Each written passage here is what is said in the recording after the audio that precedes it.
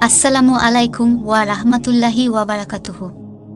স্বামী স্ত্রী মধ্যে সমস্যা হলে উভয়ে বসে তার সমাধানের চেষ্টা করা উচিত।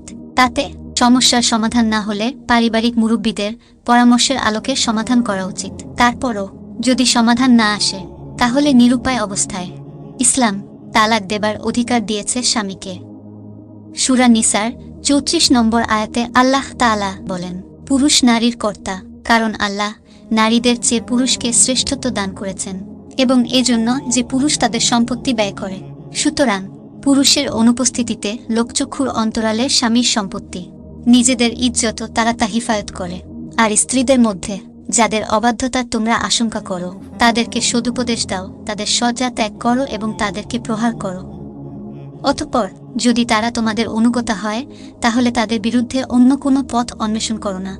নিশ্চয় আল্লাহ মহান। বিনা কারণে তালাক প্রদান করা হারাম, এর শাস্তি দুনিয়া ও আখিরাতেও অবশ্যই পেতে হবে। আল্লাহ তাআলা আমাদের সকলকে ইখলাসের সাথে আমল করার তৌফিক দান করুক, আমিন।